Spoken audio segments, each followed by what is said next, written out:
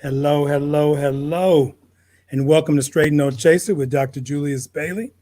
As you know, I am Dr. Bailey, and this show is live from what today is a bit cold day in Springfield, Ohio. I think I woke up, it was like 37 degrees, so it's definitely the heat is on, and we fought off the electric bill, and now we into the heat bill. So for all those wherever you are, stay warm. I am a professor of philosophy here at Wittenberg University. I teach also Africana Studies here at Wittenberg. I direct our pre-law program as well as our justice law and public policy program as well.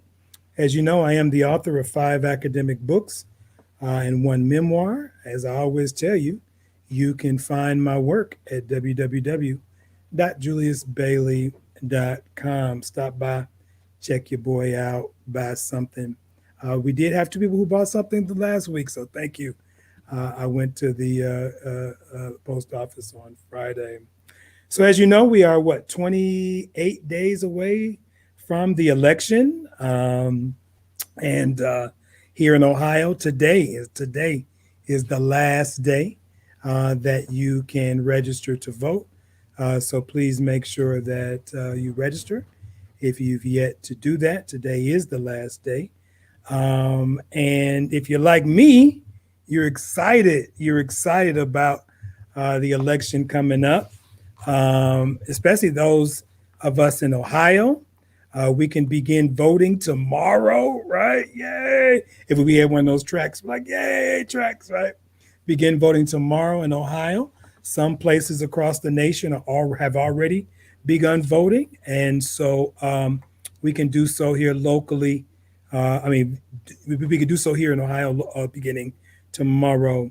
Locally, I always got to shout out 2 friends of mine who I will stake my life on as being the very best candidates out there here locally, and Cynthia Richards, who's running for state senate in our area, and Sheila Rice for Clark County clerk. I'm giving them a shout out because I love them, I trust them, and I'll put my word on the line for them.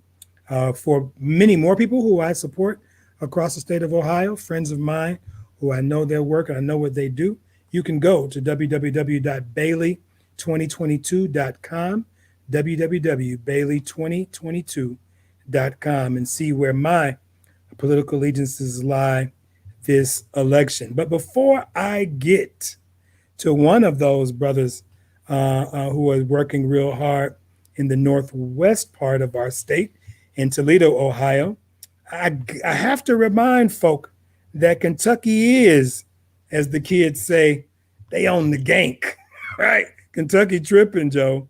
They are still daily exposing the miscarriage of justice that has been going on since March with Breonna Taylor. We heard the tapes, right? We also heard by omission what the Attorney General Cameron didn't want us to hear, right? And that is his recommendation for charges, which one of the grand jurors said that did not include the killers of Breonna Taylor. What else is just crazy? You know what? Actually, one more thing is kind of crazy. The Attorney General gonna go public and say that the officers did nothing wrong, right? And they don't deserve to be prosecuted. But yet they granted the family $12 million. For what? For doing nothing wrong? Conservatives, aren't you tired of your city paying out millions and millions of dollars for police misconduct? Aren't you tired, conservatives? Where is your fiscal allegiance, right? Qualified immunity must end. That's just the bottom line. Every municipality, every state, and the federal government should be about the business of ending qualified immunity. Hold officers accountable for the actions that they create. We still don't even know if Kenneth Walker, the partner of Breonna Taylor, actually shot the cop or not. Now, the ballistics report, right? The ballistics report was inconclusive, right? And that's code word for we messed up, but we can't admit that to the public that we messed up. So we just call it what? Inconclusive. Man, listen, Kentucky, you got a choice. You got to keep pressure, y'all. You got to fight for a special prosecutor in Kentucky to put a new grand jury in place. You need to vote out Mitch McConnell. You can do that, right? And frankly, and that's November 6th, and 3rd. And frankly, you need to put pressure on Brother Daniel Cameron, and he can go back playing whatever farm he came from, and he needs to retire. Amy McGrath in Kentucky must be your choice. I ain't gonna lie, I wish it was the brother that lost to Amy, but hey, Amy McGrath must be our choice. So let's get to the show. I'm not gonna hold up long. I was stalling a little bit because our guest wasn't here, but it looks like he is here, so I am excited. Today's show, first of all, I must say it is sponsored. I don't have a drink, but today's show is sponsored by a colleague of mine here at Wittenberg who wants to remain anonymous. I wish they didn't become anonymous because then I could slip up and tell all my other colleagues, you need to support Straight No Chaser, right? But look, help me to continue this show. This show is sponsor driven only. And will you consider sponsoring a show an entire week like my colleague did? So shout out to my colleague here at Wittenberg University who gave us a donation for the entire week. Our first guest is a good brother. Let's just start there. A good brother, a passionate advocate for the poor, a soldier, I like to say, in the army for justice, right? This young brother, you know what? Let's just check him out in this clip.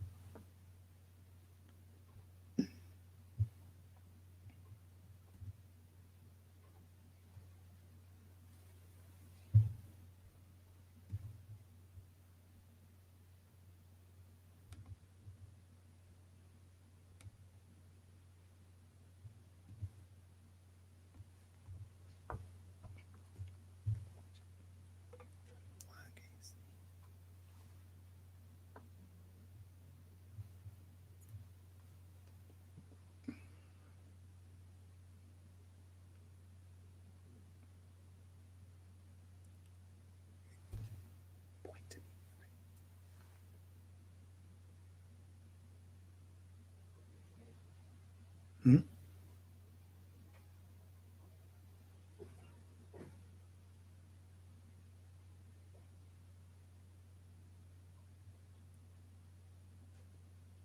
Thank you. Thank you. So look, ladies and gentlemen, let's welcome to our show, Julian Mack. How you doing, brother?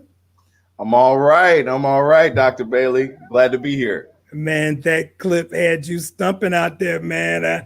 I think you was thinking you was with one of your bros or something, man. Don't. No, I was about this close to turning it into a Q sci-fi thing, but look, I understand. It was just I just love all Black people, right? Yes, and yes. I think love is really the most revolutionary thing we can do, right? When everything in our system convinces us to internalize, right, the tools and the thinking of our oppressor. Sometimes we just need to stop and remind ourselves to love ourselves. To love, yeah, that's important. That's revolutionary in itself. No question, brother. So, I mean, what the audience should know is that though you've done pretty much everything, right, from student government in high school and college to leading, college Democrats, to party organizing and party canvassing and all that, you sort of caught my attention with the sort of the community, the Solidarity and Response Network, right? So tell us about that group and your relationship with CSRN and what work they do there up in Northwest Ohio. We're a ragtag strong group of activists, right? That work on a grassroots level. So I have to just put this in perspective. I originally started protesting after being on probation, right, for having weed in my car. And my life had drastically changed after that. And life just wasn't the same, and I started to feel the pressure of the criminal justice system on my life, and things had changed drastically. Right. And we talk about how we have mass incarceration, and we're, 5% of the global population, and have more people in cages than anywhere else in the world. But also we forget to talk about the large amount of people on probation. Right. And being on probation had changed the way that law enforcement was interacting with me on a consistent, regular basis. To the point where it was not okay, right? I was being harassed regularly and consistently. And so I was fed up, and I had a feeling that the next interaction I had with law enforcement wasn't going to be a good one. But I had enough sense to realize that if I was going to fight, it was best to fight, on the activism corner, than physically with an officer, Sure. right? And so I just, because I couldn't sleep any longer, I started protesting on my lunch break, doing what I saw Ferguson protesters do, walking with my hands up, right? And I did that for 7 weeks straight. And then a couple months later, in November, the Community Solidarity Response Network was formed. I'm like, wait, there's other people in my city doing this too. Where are they? Right, I got to get up with them immediately. Right. And so that's exactly what I did. And we've been organizing together ever since. And I've been so happy I don't have to do this work by myself. There's a wonderful collection of people that we keep each other honest, and we do good work together. Right. And that's so important. Like I said, and that's how I first came to sort of know you and what you do. But you're right, that entire group and all the brothers and sisters of various ages, right? All of them are sort of engaged in that. So what we do know, though, about you is that you, and you can correct me if I'm wrong, you might have been the first, if not one of the first in Toledo to engage with the movement for Black Lives, right? What about that movement sort of spoke to you, and why have you been the banner carrier, the torch bearer for MBL there in Toledo since Ferguson? Yes, so I grew up with my parents being moderate Democrats, right, and very much in line with the Democratic Party. And like I said, when I was in college, I was president of the College Democrats at the University of Toledo, and all of that. And frankly, life happened. And, I even knocked on like 10,000 doors for Barack Obama in the summer of 2008. Right. And so there was this disconnect between the politics that I was voting for and the politics and the conditions that were affecting my day-to-day life. Right. And, I was, my oldest daughter was born in 2009. And I remember having a job that I couldn't afford an apartment. Right. I could not afford a car. Right. I could not, like, all of these things that I thought it would be like when I became a father did not exist. And subsequently, it took me into a pretty deep, serious depression. And then I didn't have health insurance. Right. So, so I would hear these people who I had been going to bat for, because I got involved in politics when I was young, like 13 years old. Right. So I would hear these people who I had been going to bat for literally over a decade of my life, and that's in my 20s. And I'd ask myself, how are they changing the struggle or helping me fight the struggle that I'm going through in my day-to-day life? And the fact of the matter is very little was being done. Right. So when I heard so I had, was about ready to be done with politics. Right. And then, I started to hear about these issues that were exactly the issues that I was going through with criminal justice reform, and they were being done so without that respectability politics lens. And it spoke to me, right? I felt like I was at home. And, shortly after that, I was able to go to the Movement for Black Lives convening. All of us at CSRN went to the Movement for Black Lives convening in 2015. And it really set, it helped put us in order. It helped make things make sense about just some of the things that we can do better from the organizing that we've done in the past, right, and how we can be future thinking and reimagining what Black liberation truly looks like here locally. All right. And so I've just felt at home, right, with my people and fighting for things that really matter and fighting for issues that frankly, the establishment didn't have the courage to take up, right?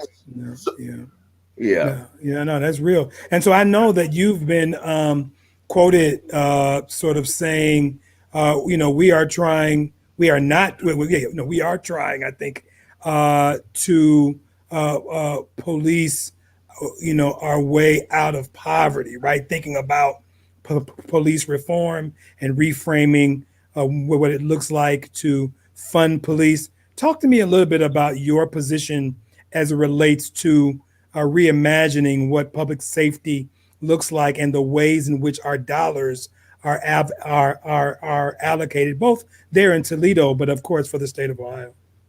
Yeah. This is an ongoing conversation that, again, right? Like, so the Movement for Black Lives never lets me down. Right.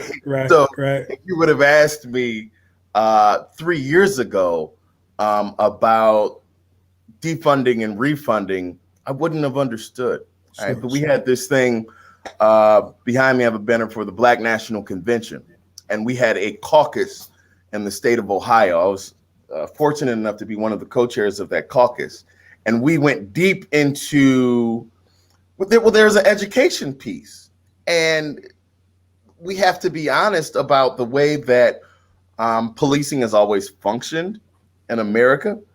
And we have to be honest about the way that we are trying to address our societal ills, be it poverty, be it mental health, be it even, quality education. We are dealing with our societal ills by policing, and we're really failing to address the causes and conditions of what is, what leads to antisocial behavior, which for some is classified as crime. It's crime, right. And so we have to do a better job at taking preventative measures to really protect ourselves as a community. And so what that means is the biggest, well, first on a national level, and I think a lot of progressives gonna know this, we spend more money on the military than like the next 20 countries combined. Sure. Right. And we generally function as the world's police, yet we have a domestic police problem. Right.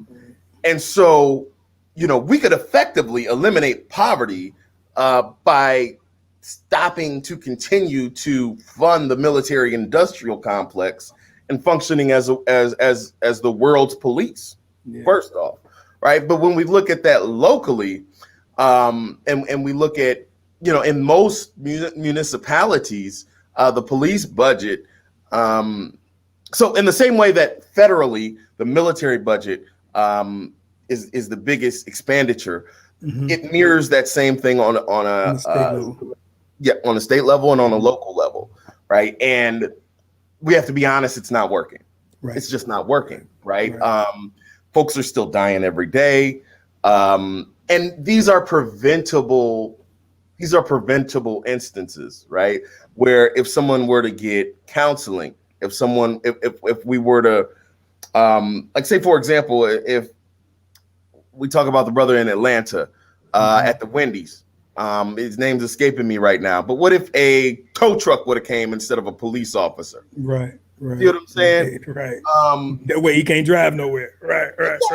Exactly. Right. So we're dealing with these issues wrong.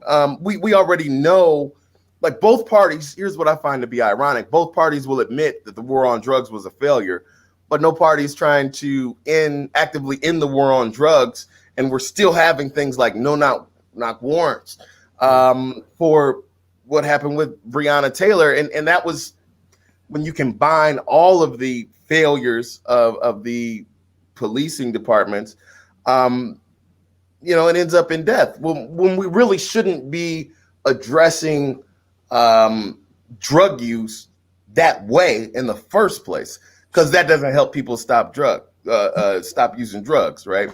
Locking up drug dealers doesn't stop people from using drugs. Yeah. No.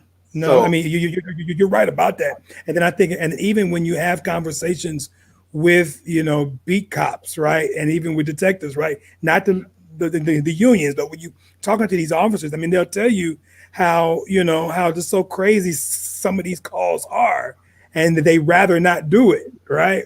And so you say, well, okay, well, if your own rank and file knows that there are certain spaces that really they don't need to be there, and they recognize that, yes, their presence is there to create order, but the reality is these people need help in this situation. They don't just need folk with a badge and a gun, and and so you're right, that work is an important work, but I mean, that's not the only work that you do, right? I mean, you also your advocacy also includes things like food deserts and mental health counseling, and this is why I'm so drawn to you, brothers, because you tell us about the other kind of work that you do there in Toledo, Ohio, and why that city needs somebody like you in local government in 2021.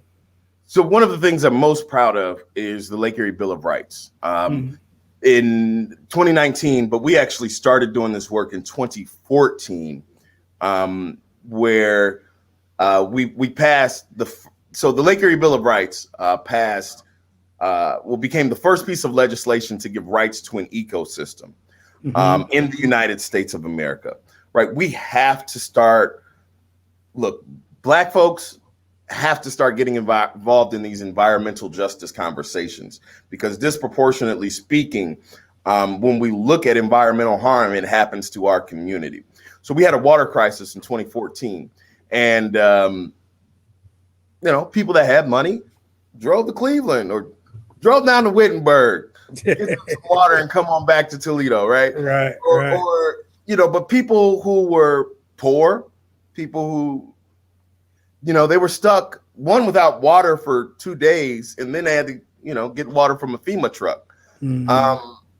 That was terrible, and that really opened my eyes to how we need to deal with environmental harm. So, make a long story short, it's an issue with the algae blooms, and we live in a society where corporations are considered people. Yes. But a ecosystem that gives us life that we all live off of can't be considered, can't be represented legally, right? And so we were able to draft up that legislation, pass that legislation, and it's really groundbreaking.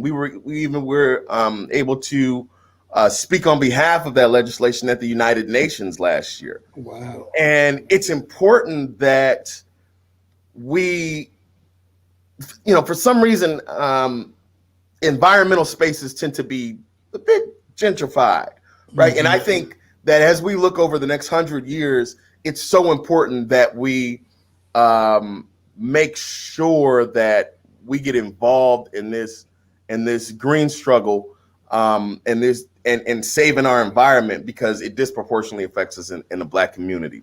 So, so as far as me being on city council, there's work that I've already done, right? The Lake Erie Bill of Rights, Move to Amend, which tackled money in politics, and Sensible Toledo, which decriminalize marijuana in Toledo locally. Mm-hmm. I want to build on that work with safety reconstruction, with environmental justice, and tackling anti-corruption. And it's work that I've already done. Without even being on city council, I've participated in passing 3 pieces of legislation already, right? And I'm a true progressive, right? There's no secret we live in a Democratic town, right? But right now there is a battle over what it really means to be a Democrat right now. And if we're not, there's a corporate end, and there's a really people-funded grassroots end. And, we're not sure where that's going to fall in the next couple years. And so I think it's important to have progressives on every level stepping up for the voice of the community to be heard, and to counter, frankly, that corporate wing of the Democratic Party that exists on local, state, and federal levels. So I want to do that. No, and you know what? And we're going to support you, brother. We are certainly going to keep the drum beating for you. As you mentioned, you have been doing the work already. And we know we don't have time to get into this now, and we really don't need to. But I mean, Toledo, city council, the city needs a progressive voice, needs a fresh voice that have already been doing the work. I mean, I'm going to be thinking about today, just what you just said, a sort of a corporatized wing of the Democratic Party. I mean, that's going to bother me for a minute here today, man. So I thank you for bringing that up, because, as we're out here stumping for the party, we have to realize that, we cannot let any party get away with not paying attention to the doings and sufferings of poor folk, the doings and sufferings of folk who are on the underside of justice. And so that is why I appreciate you, brother. That's why real quick. That corporate wing of the Democratic Party is what is directly is the wing of the Democratic Party that labeled me a super predator, right? It caused a lot of problems in my life, and I felt like did not speak to the Black community. So I think it's time that, as from a grassroots level, we come up and we own the party, right? This party does not belong to corporations. This party belongs to the people. All right. And we have to stand up and own it. And if we don't be bold with it and courageous with it, then they're going to continue to make folks shrink, right? And they're going to continue to push folks around till you wait your turn and change.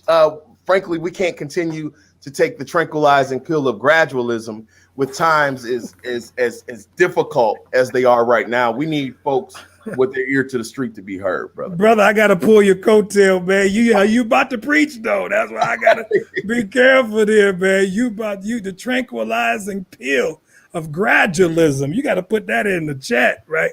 And we gotta be careful about. I know, as I'm saying, you already quoted King earlier, talking about 2 of his 3 major evils, right? Of militarism and poverty. And so, brother, thank you for what you do. I'm certainly going to be up your way soon, man. As soon as this election is over, man, we got to sit down there and grab a smoothie and coffee and just sit up here and figure out ways in which, where we can partner on the work that you do, man. And so thank you for all that you do. Thank all the brothers and sisters for the movement Black Lives there in Toledo, as well as CRSN. And just I thank you for everything you do, man. I thank you for coming on the show today. Ladies and gentlemen, Julian Mack of Toledo. Power to the people.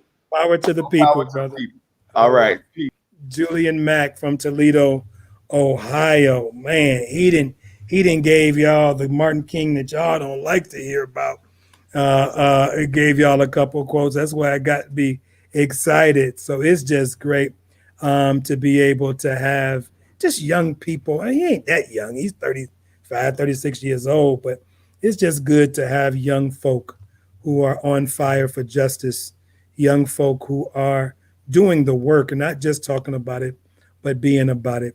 Young folk who I am get energized from, we had on our show people like Latina Humphreys in Columbus, and the representative Erica Crawley, right? Them young folk, right? They're younger than me, right? I'm late 40s, but these young folk doing great work, right? Here in our area, here in Springfield, Dorian Hunter, right? and Camille Hall. We've had them on the show. Sister Deja Dimmons and the Dayton young Black professionals, right? So all these young folk who are doing great work around our state. I'm just excited for it. We're going to make a hard transition to another young in spirit folk that's on the show. Our next guest is professor, singer, songwriter, and author, Dr. Elaine Richardson. We're going to check her out here real quick before we bring her on the show. They tried to label me, table me, play on me, hate on me, yeah. Yes, they did. Oh, yeah. Yes, they did. They tried to block me, stop me, to knock me, to drop me. Oh, yeah. Yes, they did. Oh, yeah. Yes, they did. I'm not conceited. I just feel I can't be defeated. Oh no, you can't keep a good girl down. Can't keep a good girl down. Put me in the underground, but you can't keep me bound. Oh no, you can't keep a good girl down. Can't keep a good girl down. Turn this whole world around, but you can't keep a good girl down. They tried to mack me, attack me, to cap me, to trap me. Oh yeah, yes, they did. Oh yeah, yes, they did. They tried to chain me, frame me, to make me, to blame me. Oh yeah, yes, they did. Oh yeah, yes, they did. It's my time to shine with this little light of mine. Yeah. You can't keep a good girl down. Can't keep a good girl down. Put me in the underground, but you can't keep me bound. Oh no, you can't keep a good girl down. Can't keep a good girl down. Turn this whole world around, but you can't keep a... Ladies and gentlemen, professor of literacy studies and everything that she could possibly be, Dr. Elaine Richardson. Welcome to the show, sister. Oh my God. You can't keep a good girl down. I'm jamming to it. You know? Thank God, good. But before I do anything, let me just thank that brother, Julian Mack. Yeah. That brother was dropping it. He was dropping it. Yeah. Brother Mack, he was putting it down. And so to come after him is an honor. And you said, you know, you had the young folk, you know, you said he wasn't that young, but he's still young to me. To us, right, for sure. So I'm honored, as you know, coming from the sixth decade crowd. I'm in the sixth decade crowd now. Wow, so I'm very happy to be alive, to be asked to say anything to anybody who will listen to anything that a sister like me has to say. But you know what else?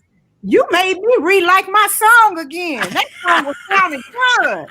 Turn this whole world around, but you can't keep a good girl down. I put that back in the show. Wait a minute. I know that's back in the show. And Joker, as they say in the Kojic church, that song there got a bump to it. You know what I'm saying?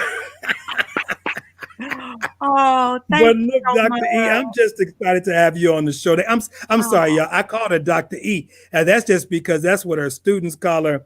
And I don't know what the E stand for. It might stand for empathetic. It might stand for exuberant.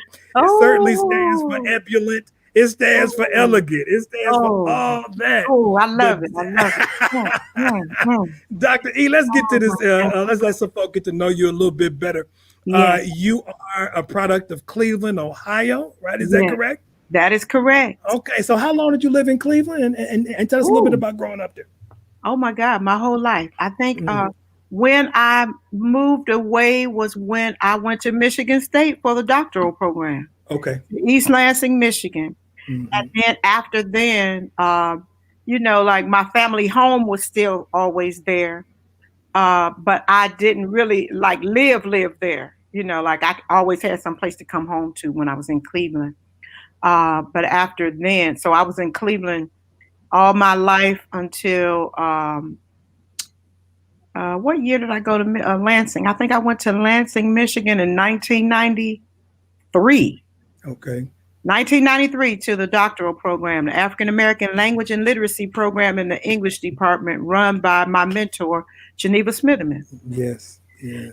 And after then, I moved to Minnesota. I taught at the University of Minnesota for 2 years, and then I taught at Penn State for 9 years before coming back to the Big O.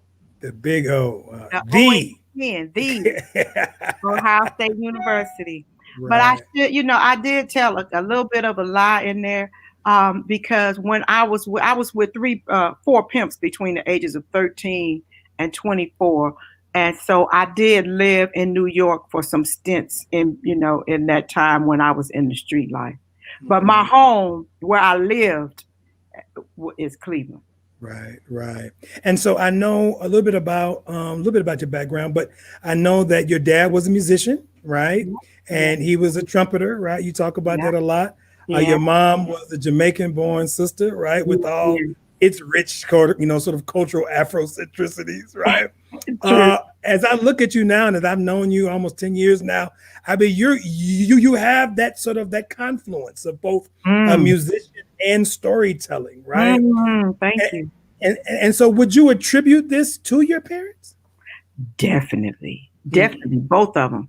When you're young, you don't appreciate the wealth of your parents. At least I didn't. I'm not going to say you, because some people got it together. I meet young ladies, middle school, little kids and everything, who know who they are early. Right. And appreciate who they are. But I didn't appreciate who I was until I got much older and where I came from.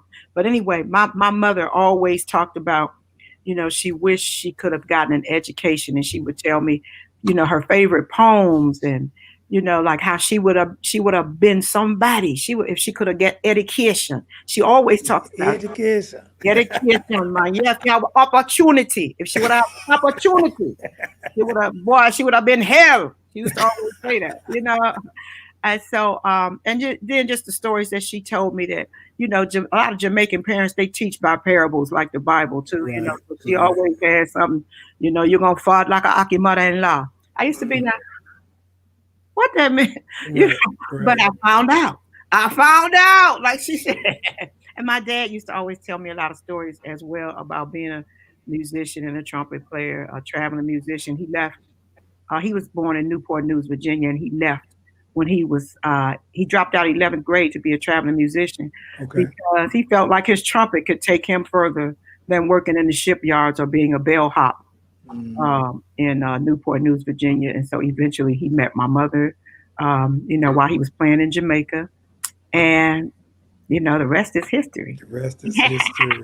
And so, and I tell people all the time, like everybody who's taken my hip hop course, I mean, they come to meet you, right? And so, your academic work, spans the globe, but I mean, certainly it engages, with language and culture and performance. And so, I think I've told you this before. I still use your Little Kim and the Naked Truth article in the Homegirls Make Some Noise anthology. Yeah. Put that F on the Truth. end. I'm sorry. Truth. I'm sorry. Truth. Yes.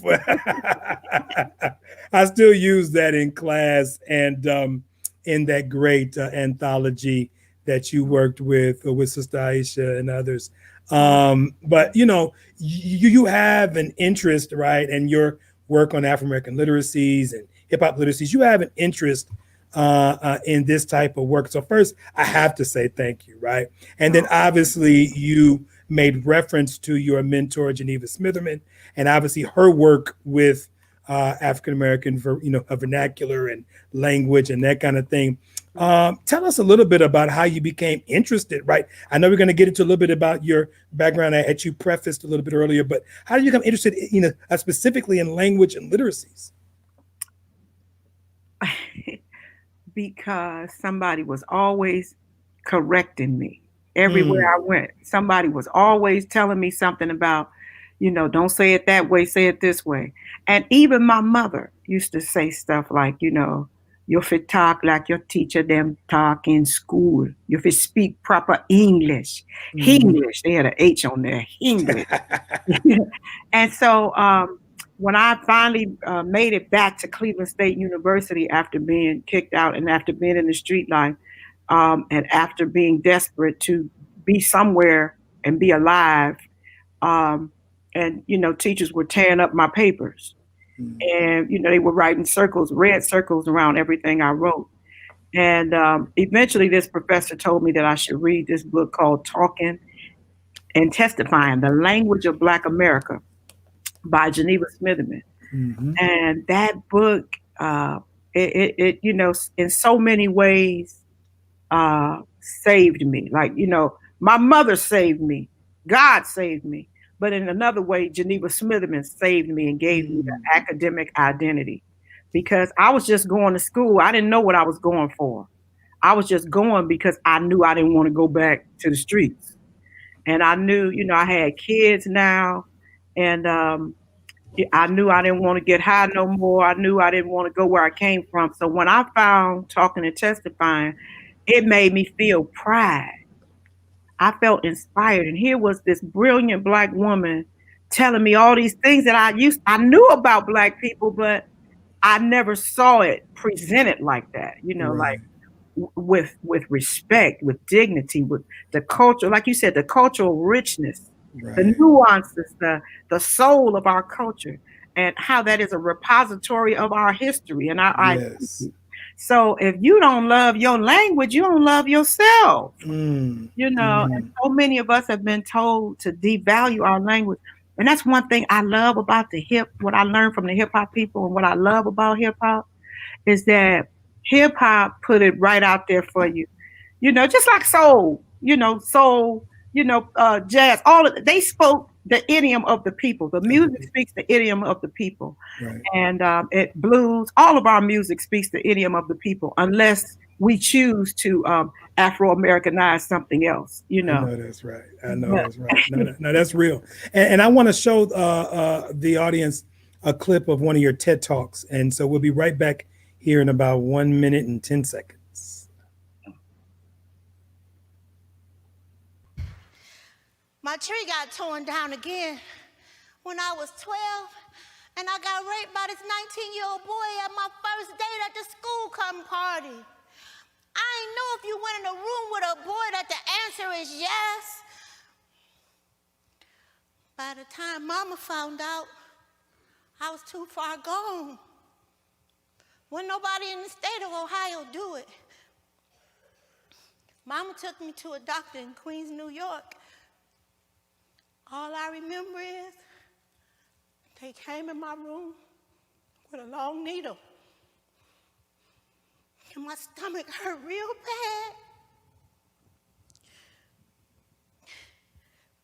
I promised God I wasn't gonna never kill nobody else.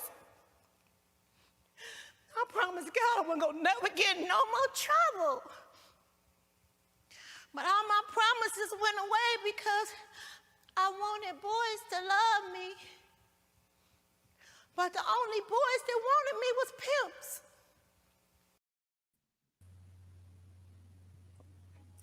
I could break down and cry every time I do that show. I'm about to cry right now. Just And what's interesting is that when I told our engineer, Brother Stephen, about who you were and you coming on the show, my co-host here, or the young lady student that's working with me, she pulled up your PhD to PhD book, and I told the engineer what it stood for. And the first thing he said, he's a good Muslim brother, and he said, the world needs to hear stories like this, right? And so he was happy. He didn't know, what the show was today. He was just like, the world needs to hear stories about this. And so I just want to give you, wherever you feel comfortable, I just want to just, first of all, just thank you for your courage. And I know that you believe you are a woman of faith, and that God wouldn't have put anything on you that you couldn't have borne. And so we thank you for bearing, even though that is a tough history to sort of testify to. But I know you talk about, right, the idea of moral development through the symbolism of your mom when she talked about your shame tree. And so can you if you don't mind, can you talk to us a little bit about that, especially the shame tree and the relationship to this past of being sexually violated and raped and then being pimped and then being on drugs, and how all this somehow was a part of who you are, but then at some point God came in and saved you and diverted you. Can you talk a little bit? I mean, we ain't got 3 hours, but I want you to testify in 10 minutes. Well, it's a soul sickness. There is a void. There was a wound in my soul. And I never felt good about myself, even before the rape. That left me vulnerable to be raped, to be manipulated, to be exploited. My parents had a very bad fight when I was young, maybe 5. And that fight shook me to my core, because they had one of them. That was the only fight my parents ever had. And they had a knockdown, drag out, somebody gonna die tonight and it ain't gonna be me fight. They was going at it, right? And I just, from that moment on, I never felt normal. I felt like I wasn't normal. I felt like everybody else was better than me. And every little thing highlighted that for me. My mother was Jamaican. My mother talked funny. There were no Jamaicans in the area where I grew up, and maybe not even that many in Cleveland at the time. My friends would come over and they would say, "Our food, y'all house stank. What kind of food? What is that your mother cooking? It stank." So different things bothered me about who I was. I didn't love who I was. I didn't respect who I was. And so it was a soul sickness. And that leaves you vulnerable to all exploitation. It leaves you vulnerable to, the people that love you, you shun them. And the people who say they love you to manipulate you, you're drawn toward them. At least that was my, wanting acceptance outside of my home. And so that was something that took me a long time to get over. I remember, reflecting on the fact that I saw Gladys Knight on Soul Train when I was a teenager. And people used to call me rubber lips because my lips are thick. When I saw Gladys Knight, that I had to reflect back on that, because even though I thought I was ugly, I would get those flashes of, well, Gladys Knight has big lips and nobody says she's ugly and she's a big singer and a star. So it's so important when you're a young person, teen, preteen, to have examples of Black beauty or Black people presented as beautiful and not as, negative, because I needed that. Yes. Even though my mother was beautiful, she was my mother. You know what I mean? So it's so we need those mirrors of who we are all around us, I think, because we're in a society that hates us, unfortunately. Yeah. And we're not getting that holistic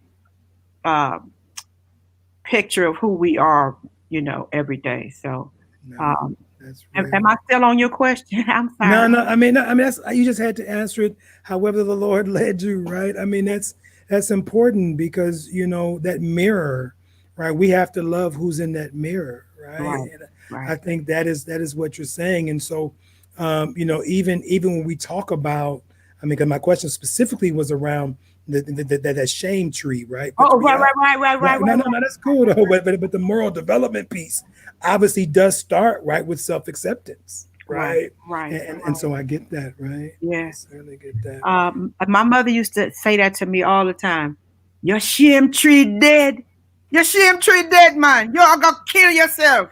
That was her. She used to ask me that all the time, because I would come home with a broken rib. I would come home with black eyes. I would come home stabbed. I would come home all kinds of ways, looking bad, malnourished, running the streets. Because I thought when I started out, in the street life, I thought I was a Hollywood, movie star. Because I just, we dressed You know, we were slaying. They didn't call it slaying back then, but I was Nicki Minaj and Lil Kim and Megan Thee Stallion and all of that back then, but in the street life, you know, that's how we dressed. Right. But I had got to the point where I was, you know, just a junkie hoe. That's what they called you, you know. When you look bad and you jumping in and out of cars around the corner from where you live and all of that, you know. So I had got down to that point, and my mother, thank God, my mother would always let me come home. And I like to say that because I think a lot of people who are struggling with, you know, whatever mental illnesses that they have, because at some point you are mentally ill, right? I was mentally ill. I was addicted not only to drugs, to abusive men, to the streets. I was addicted to the whole nine. I got a song called that. But anyway, you need to know that somebody loves you, that you have somewhere to go. Right. And my mother was always there for me. And I've heard, you know, people say that, well, you know, you have to have tough love for addicts. You can't let them come back. You can't let them do this. You can't let them do that. I think I would have died if my mother would not have let me come home. Come home. Yeah, let me come home. My mother always opened the door for me, even when my brother and my father were so ashamed of me that they didn't want me to come in. They didn't open the door for me, but my mother did. And I think that her love saved me. My mother loving me, even though my brother and my father loved me, it was like my mother reminded me constantly that I was better than what I was doing to myself. And that, you know, don't you know who you are? You know, that's where you get that? You know, my mother was, you know, she was always shaking me, grabbing me, you know, and trying to, you know, get to me. Yeah. And also, I ran into a program one time. I was getting out of jail called Project Second Chance. Second Chance, yeah. For sexually exploited women and girls. And that gentleman was a social worker at Cleveland State University. And I had been kicked out of Cleveland State, so it kind of all was, you know, in the personal. But he was also a pastor. And he had a love for the girls in the street life to want to heal people and get, you know, like, who are you under all those wigs and makeup and G-strings? Who are you? And why are you, you know, putting yourself at risk for murder every day? At risk for HIV every day, at risk for gonorrhea every day, at risk for everything that when you're walking the street and living that life like I was living it, you're at risk for death 24 hours a day. Yeah. And he loved us when other people didn't. So, you know, back then they weren't calling it human trafficking. Right. They, you know, and we weren't even counted. The girls in the urban community were not even counted as being trafficked or being someone worthy of not going to jail or not being, you know, whatever. If you got killed, they just said, yeah, that's what they like that. Or they like when them dudes beat on them, or they like, you know, they like the life they're living. No, they don't. They're caught up. Right. They're caught up. And that's why it's so important for the work that you do now. You know, we're kind of coming to a close on the show, but you know, the work that you do now, your exciting sort of community work is with the Women's and Girls Fest, right? And so I think you are in year 3 of that now, right? Of that event. And I know you've also, you know, you've done work in the schools. You mentioned that earlier, but I know of your work in middle schools and stuff like that. But now you're working with the Columbus William. I mean, why keep saying William? Women. Come out of there sometime. I know, right? William gonna come from somewhere. Women and Girls Fest. Tell us about that collaborative and the event itself. Oh my goodness. It is a labor of love. So many brilliant women and girls, sisters in our community that need a space. We, you know, and that's a part of the Hip Hop Literacy Conference that you always have supported and come to. If you recall, we always had women artists for the hip hop feature because I always try to create space for women and girls and femmes because we don't have space. We don't have enough space. We need to take up space. We need to create space for us to explore our aspirations and build solidarity with each other. We love our men, but we need space to grow and be elevated And so that is what the Columbus Women and Girls Fest is about, is bringing together women and girls to encourage each other, to mentor each other, to love on each other, and to have our community love on us and elevate us at the same time. So that's basically what that's about. Is there a website to the Columbus Women's? There is. Okay, Yeah. okay. Can you give us that? CBUS, that's cbuswgfest.org. cbuswgfest.org. And our national featured artist this year is Jennifer Lewis of Blackish. Oh, the one that be doing them commercials. I know. Get your ass out and vote. Right. Get out and vote. Yes, I love her so much. She is hilarious. She is hilarious. And she is a beautiful sister inside out. She is a true queen. And, we queried many artists. We reached out to many artists to be our feature for the Columbus Women and Girls Fest. But, we don't have big money. This is our first year. We don't have big money. And dare I say that I'm a professor at Ohio State? I never mentioned that, because once you say that, people think they think you got money out the butt. Right. Football team got money. Right. Other folk got money, but we don't have money. For sure. But, now we're going to put that certainly in the chat. We're going to and when is that event? It is October 17th, and it's virtual. Up. It's virtual and it's free. And so there are all kinds of activities, entertainment, empowerment. We have Dr. Shamariah Arkey doing, what does it mean for Black women, girls, and femmes to hold the line for Black Lives Matter. We have Dr. Erica Womack, how Black women relate to Black men. These are forums that we're having. We have a Children's Literature Forum by Dr. Carlotta Penn. We have high school performers. We have, young performers who are dancers. We have, just a variety of entertainment and activities. Well, listen, we're certainly going to pub that up and support that as much as we can. I'll probably be reaching out to you to see if I can give a donation for the day. But I do want to, just as a father, well, first of all, I want to say you did remind me, because somebody asked me just yesterday, where did I fall in love with Ena's Caribbean Jerk Chicken from? And now I remembered it was you and that daggone conference. Hip Hop Literacy Conference. We're going to have some jerk chicken. You know what I'm saying? Conference. I know that's right. But that's where I fell in love with Mama Ena. And so I appreciate, shout out to her down there on Cleveland Avenue. Yeah. But certainly as a father, I'm a father of 13-year-old. This is sort of final question, and we're going to have to let you go. But how do we, I guess the best way I should say, you're a mother. You have a mother of girls. You teach women and you mentor women and men, obviously. But, give my audience sort of a free 2-3 minute lesson. Also, lead with your website if you have a website, person that can reach you. But how do we keep young girls safe in America right now, in this hypersexualized and hyper-mediated culture? You've been there, you've done that, you've taught that, you've literally wrote the book on it. Tell us dads, tell us moms, tell us big sisters, one, how to reach you personally, but then two, as you close this interview, give us some gems about how do we be parents to young girls. Wow, that's such a big question with so many different factors to it.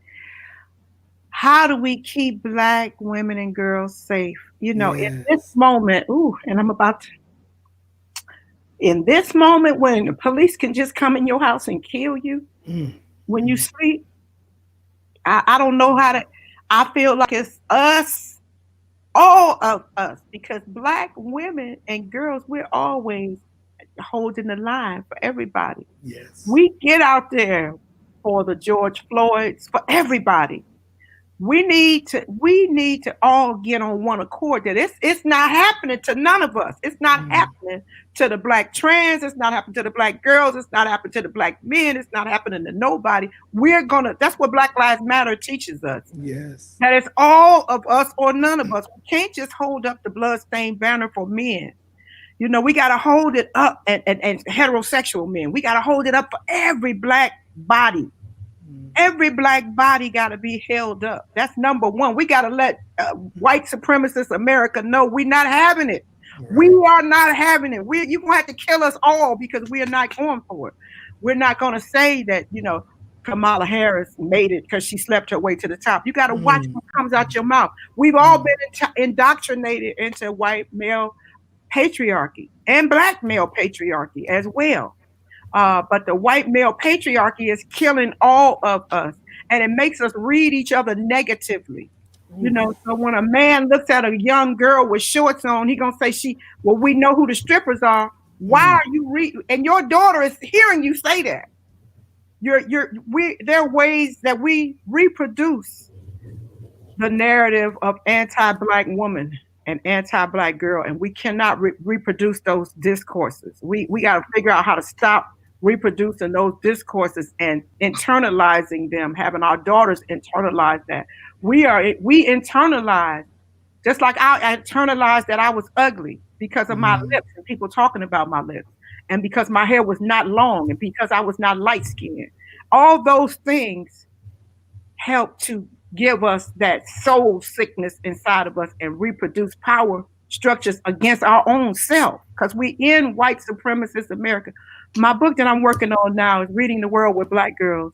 And I, even myself, because I'm not perfect, I'm saying the white supremacy is in all of us. Yes, yes. In different ways. The one sister talks about adultification of Black girls, the ways that it happens out in the society and the ways that it, intersects with criminalization of Black girls. Dr. Monique Morris taught us that. The other sister, I can't call her name right now, that does the adultification piece.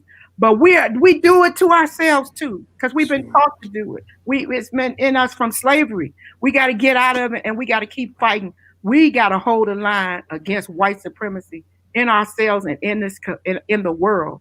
We got to keep working against it in the school system, working against it in ourselves, holding the killers of Black people accountable. We got to just keep doing it. I know you love your daughter, else you wouldn't ask that question. Right. I love my daughters. I love my granddaughters. But sometimes I say stuff out of my mouth that is poison. Right. No, that's rich. How can people reach you, Dr. E? They can reach me at giveusfreerecords.com. Okay, give us free. Yes, give us free. Remember that from the homicide. Give me free. Give us free. Yeah.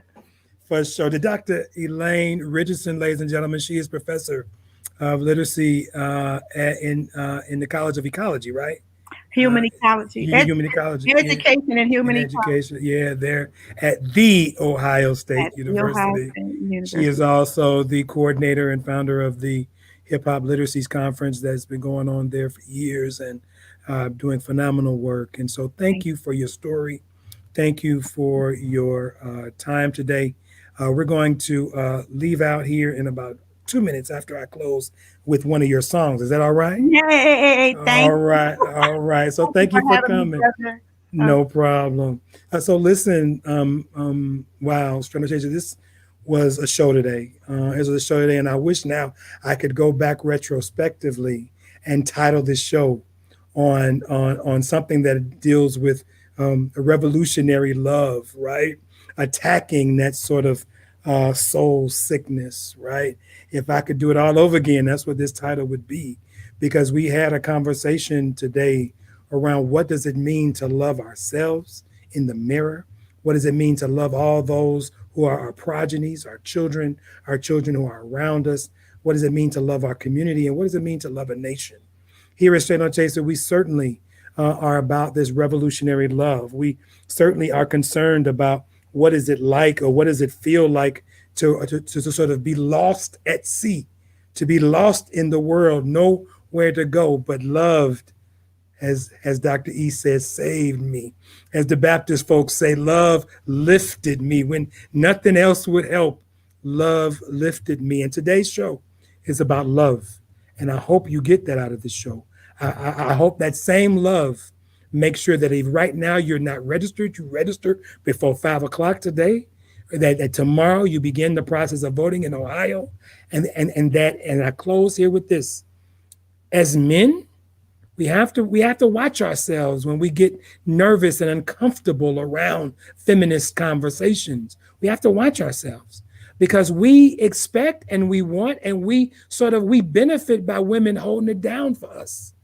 And then Dr. E told us, listen, we gonna do that because that's who we are, but we can't also be in this together if we are a part of the dehumanization and devaluing of Black women.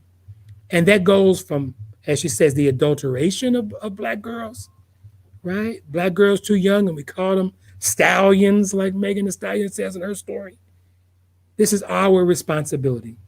And so listen, I thank you for coming on the show today. Sorry, ran a little bit late, but we had some good stuff today. Dr. E, Julian Mack up there in Northwest Ohio, and Dr. E at The Ohio State University. We're going to leave this show today with something from her new project.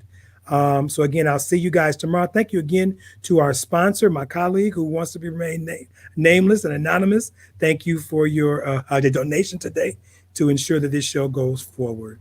Listen, I'll see you Wednesday. We have a show on law school and how to be involved in law and careers, part 2. We've done it before. And now let's listen to one of the newest projects by Dr. Elaine Richardson.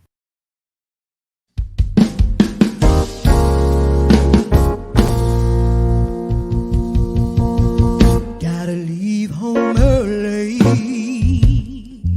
Somebody's depending on my life. Gotta take 1, 2, 3 buses. No car to drive. Am I a hero? A title that my paycheck don't show. Overworked in the mental, stressing her in my physical. Higher tension. My life is not disposable.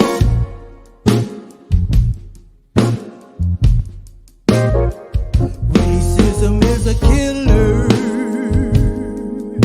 affecting each and every Black life. Black people are 1, 2, 3, 4 times more likely to die. I live in a U.S. third world state with the highest infant mortality rate. In a maze where they stalk me, overcrowded cage where they lock me.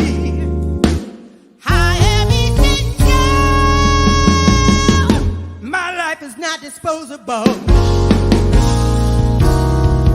Pandemic begets pandemic. Racism, COVID, systemic. Stop the violence, white supremacy. People over profit and property. Pandemic begets pandemic. Racism, COVID, systemic. Stop the violence, white supremacy. People over profit and property. She worked as an EMT.